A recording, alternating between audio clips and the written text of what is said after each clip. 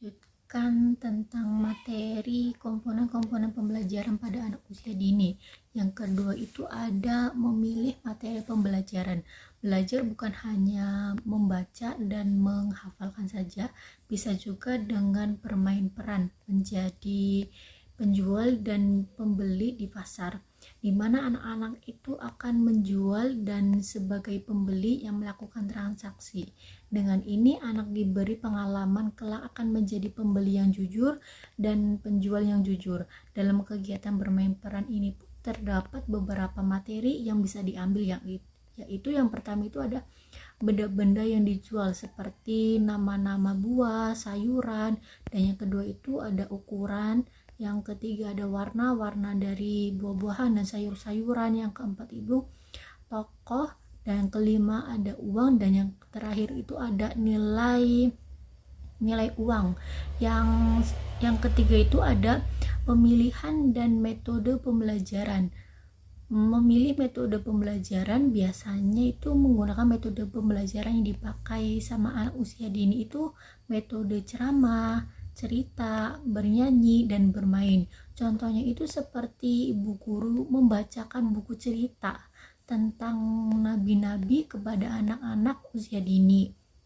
Dan yang kedua itu media pembelajaran. Media yang dipakai itu harus dari aspek keamanan dan kenyamanan anak, supaya anak itu merasa nyaman dan mudah memahami. Contohnya itu seperti buku-buku cerita atau bisa menggunakan alat permainan edukatif. Yaitu ada kegiatan pembelajaran kewirausahaan pada anak usia dini. Di sini ada pembelajaran kewirausahaan pada anak usia dini itu ada 3. Yang pertama itu kegiatan cooking class. Kegiatan cooking class ini dapat meningkatkan kreativitas anak dalam bereksperimen dan berkreasi dengan bahan-bahan makanan yang sesungguhnya.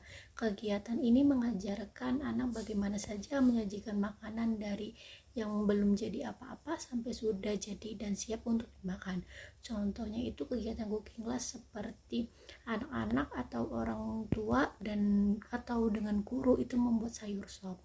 Di sini anak-anak bisa juga dengan mengenalkan nama-nama sayur seperti wortel, kentang, atau sayur kol. Dan setelah makanan ini jadi, anak-anak itu disuruh makan bersama sama orang tua, guru, dan anak-anak yang lain, supaya anak yang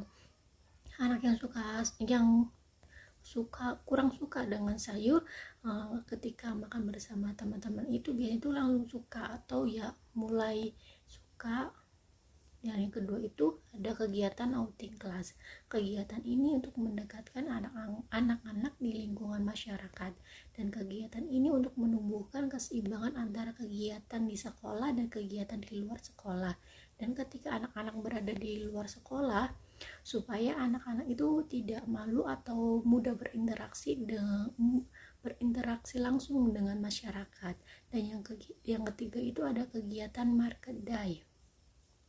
Kegiatan ini itu mengajarkan anak berwirausaha sejak dini, karena anak yang kreatif bisa berjualan atau menjualkan barang-barang yang mereka buat. Misalnya itu anak-anak membuat kerajinan, dan kerajinan itu bisa dijual lagi.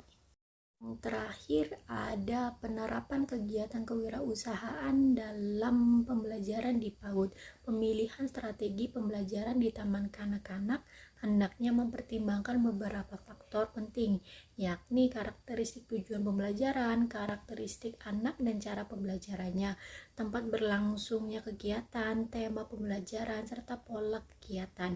Strategi pembelajaran adalah tahap awal dalam melaksanakan pembelajaran.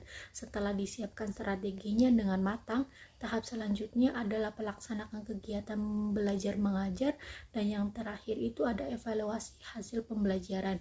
Jadi penerapan ini untuk mengetahui perkembangan anak-anak selama di sekolah, dan guru bisa menyampaikan ke orang tuanya. Misal ada anak yang dalam aspek perkembangan bahasanya itu kurang, jadi guru bisa bilang ke orang tua supaya anak itu di rumah sering diajak berinteraksi atau sering diajak tanya jawab sama orang tua. Dan ini bisa jadi laporan harian atau ketika orang tua mengambil rapot, supaya orang tua itu mengetahui tumbuh kembang anak selama di sekolah itu seperti apa saja.